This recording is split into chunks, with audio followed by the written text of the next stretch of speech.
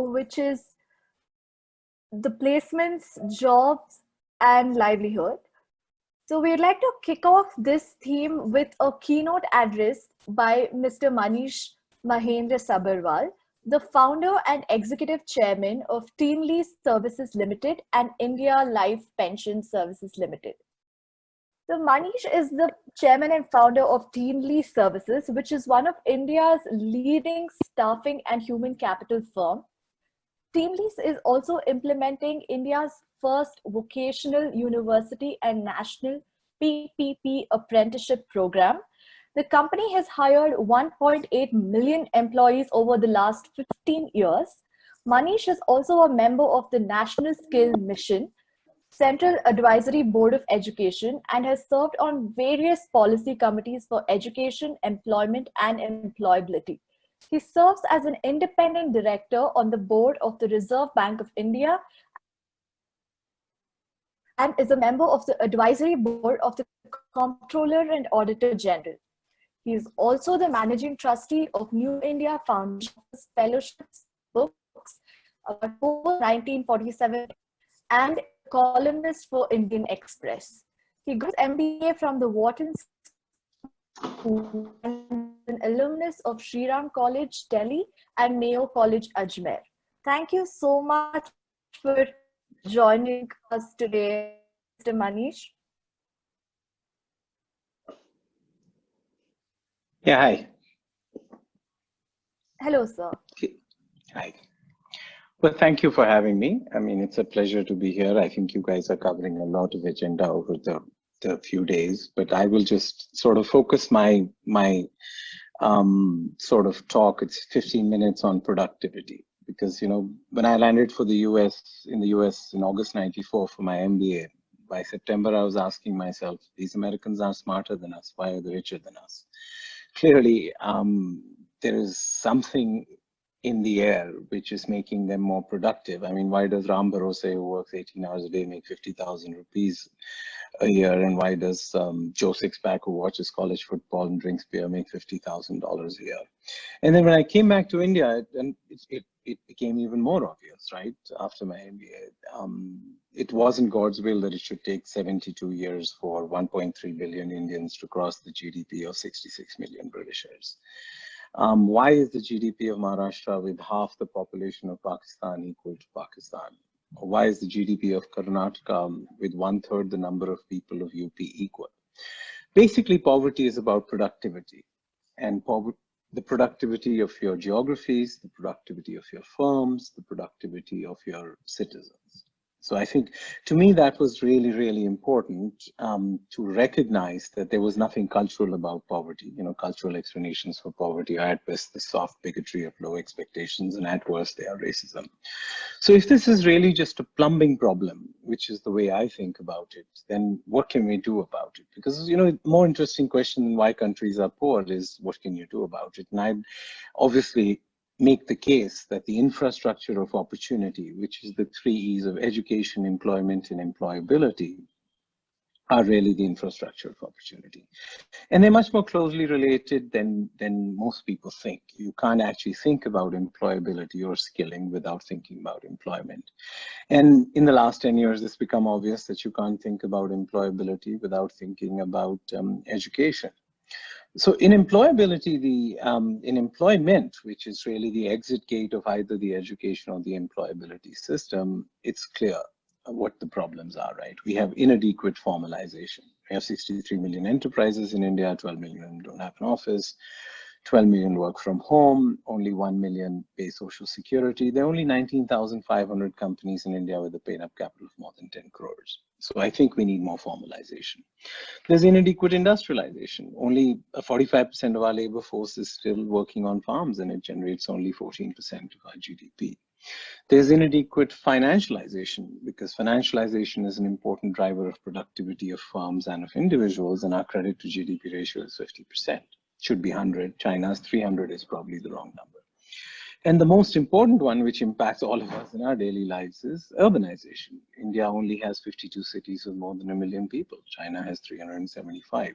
We have 600,000 villages, 200,000 of them have less than 200 people. You're not going to be able to take jobs to people. You have to bring people to jobs. Obviously, this resident migrant debate is very new and raw right now because of what's happened because of the lockdown. But it really is clear that you can't really create jobs. And anyway, in the next 20 years, 5% of population growth will be in the 5 states or 6 states of South and West India, and 40% of GDP growth. So we will anyway have to think about how to adjust, because Kerala's demographics are the same as Italy. So I think urbanization, financialization, formalization, and industrialization are important aspects of the agenda for employment. I think the agenda for employability, obviously there's been a lot of innovation around skill delivery. But what we've discovered is there is a market failure in skill development. I mean, employers are not willing to pay for training of candidates. They're willing to pay a premium for trained candidates. Candidates are not willing to pay for training. They're willing to pay for a job. Banks or microfinance aren't willing to lend to a candidate unless a job is guaranteed. And training companies are unable to fill up their classrooms. So an important part of this missing piece is who pays. You know, everybody's trying to topi now the other person, right? Parents, kids want parents to pay, parents want government to pay, government wants employers to pay, and obviously the broadest shoulders should carry the burden, but we will have to, rather than rant about it, we'll have to find a sustainable, scalable solution, because, you know, CSR is not going to skill India. It's going to help skilling India, but you're going to have to find a solution for skilling them, India. So I think that the financing failure is at the heart of our challenge, and I was glad to get some of the earlier panel where they talked about sort of learning by earning and learning by doing. But that is really if we don't fix the financing problem, any amount of innovation or activity in certification or in curriculum or in even in sort of teacher training will not be able to sustain and scale it. India calibration, you know, I'm sick and tired of listening to countries about Singapore's or Finland's school system. I mean, they have less people than Chandni Chowk or Delhi. So India's scale requires a design thinking and a systemic thinking around financing that maybe some other countries don't have to, right? The obvious connected one, which we have learned, is you can't teach people in 3 months or 3 years what they should have learned in 12 years. And in a world where Google knows everything, learning how to learn is key. Soft skills matter more than hard skills, and curiosity matters more than intelligence. Now, obviously, K-12 education in India has many challenges. 265 lakh kids take the class 10th exam every year, 105 lakh fail. 160 lakh kids take the class 12th exam every year, 80 lakh fail. Of the 80 lakh who pass class 12th, 50 lakh go to college and 30 lakh disappear. But most tragically, only 45% of Indian kids are in government schools. In Japan, it's 8%. In the US, in the UK, it's 12%. In the US, it's 15%. Because if anything should be free in a country and at quality, because it's the foundation, it should be schooling. So I think that even in and this is particularly important for India, because India's farm to non-farm transition, unlike China's, which happened to factories, is happening to services. Maybe you can even say it's happening to sales. Sales, customer service, and logistics are the fastest growing segments of India's market because we are a child of domestic consumption. So it's really important to think about fixing government schools, because we spend the money that is needed, but we don't get the learning outcomes. And we have to confront the two demons of performance management in government schools and governance in government schools. You know, we spent many years lowering class sizes, raising teacher qualifications, raising teacher salaries, and unless we fix governance and performance management, and you know, at a certain level, this may apply to ITeS, this may apply to employment exchanges, it may apply to the Board of Apprenticeship Training, it may apply to RDAT, where you know you can throw money at the problem, but unless you get performance management and governance right, the institution will not be able to deliver the outcomes that it's meant to or that it's supposed to. So, you know, stepping back, if you think that of the agenda of education, employment, and employability are connected, why haven't we got as much? Because this problem is a horizontal and the government is organized vertically. So you not only have silos between MHRD, Ministry of Labor, and Ministry of Skill Development and everybody else, where we can't do online degree-linked apprenticeships, which essentially requires all three people to collaborate. So, but you also have many ministries outside in Delhi, and then you have state government. So I think the challenge of us sort of getting the horizontal done, or urbanization is horizontal, manufacturing is horizontal, is common to all sort of bureaucracies all over the world. And in skills, it's been a particular challenge over the last few years. But I'd say if we are on our way, we've done more in skills in the last 10 years than we did in the 20 years before that. But obviously, there's much distance to be covered. There's unfinished reform in online regulation. Only 9 out of 966 universities in India are allowed to do online classes, while overseas universities have signed up 100,000 students in India during the lockdown. We obviously need some tweaks to the apprenticeship programs in terms of the caps and collars and doing degree-linked apprenticeships. We obviously need to fix employment exchanges. I don't think they are a wasted institution. They're badly run. We don't need to give up on them. We need to fix them. I mean, Peter Diamond got his work for his surge costs in labor markets work, and that's still very, very relevant for India. How does a kid in Durgapur find a job in Calcutta, or how does a kid in Hassan find a job in Bangalore? So I'd say if you think about employment, employability, and education as matching, repair, and prepare, this becomes a really complicated problem, because matching is formalization is obviously a really big challenge, industrialization, financialization, and obviously financing skill development. The German Minister of Vocational Training had a bet with me saying that the private sector can't solve this. Maybe he's right, but I think there can be some solutions found. And obviously fixing government schools and education, because you can't teach people in 3 months what they should have learned in 12 years. But I'm quite optimistic. If you think about the BRICS classification, Brazil, Russia, India, China, and South Africa.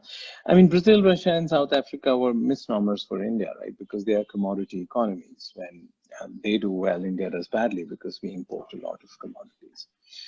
I'd say China and India have been a complicated comparison. China and India had the same per capita in as recently as 1997.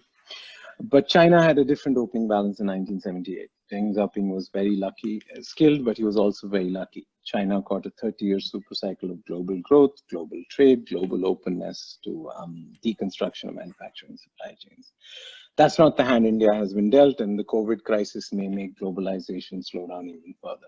But we have something else. We have economic complexity. One of my favorite professors at Harvard is a guy called Ricardo Husman, who says the only sustained predictor of scalable economic success is economic complexity.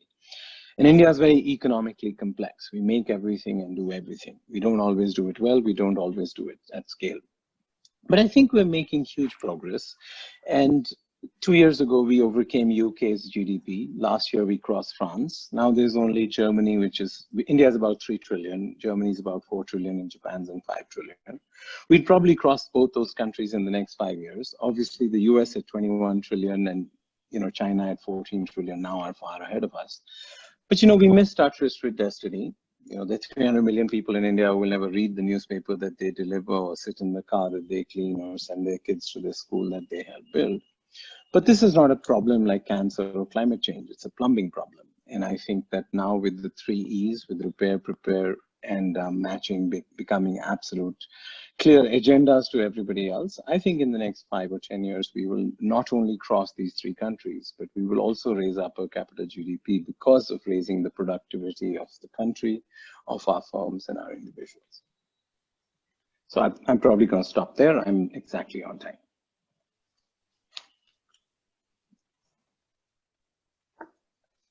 Thank you, sir. Thank you so much for your insightful session. It was a pleasure to learn about the 3 pillars of development, the 3 E's, the education, employment, and employability.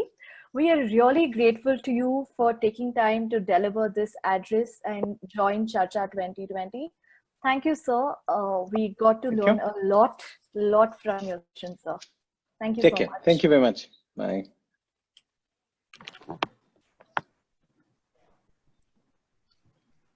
Right, so let's move on to our next segment, which is a panel discussion on the sectoral challenges and opportunities in the times of COVID-19.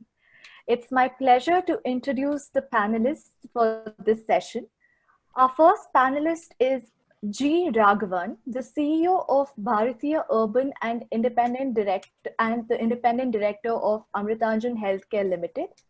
Mr. Raghavan has more than 35 years of leadership as well as functional experience in sales, marketing, product design, and development across a multitude of industries. Prior to joining Bharatiya Group, Mr. Raghavan was with NIT where he served for nearly 9 years. Thank you so much, sir, for taking time to be a part of our session today. Our second panelist is Divya Prakash Sharma, the Director of L'Oreal India. Mr. D.P. Sharma has been working with L'Oreal for over a decade.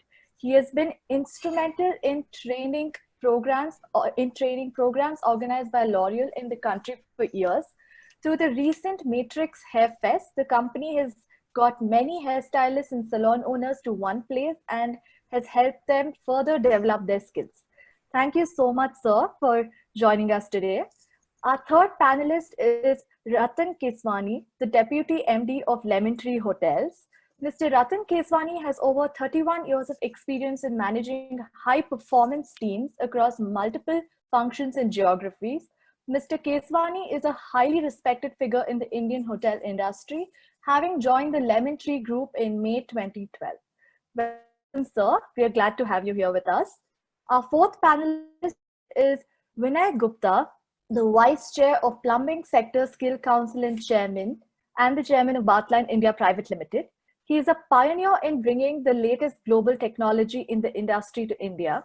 Mr. Vinay Gupta is one of the founder members of the Indian Plumbing Association when it was formed way back in 1993, and he's also the Vice Chairman of Indian Plumbing Skills Council. Thank you, sir. Thank you for being a part of this panel discussion today. And our last panelist is Mr. Jayaprakash Shroff, who is the Managing Director and Chairman of the Shroff Group. Mr. Shroff is the Director of Paint and Coating Sector Skills Council of India and is the Chairman of Kushal Kredai Pune Metro. He has a wealth of experience of over 30 years in construction and real estate development sector. Thank you so much for joining us today, sir.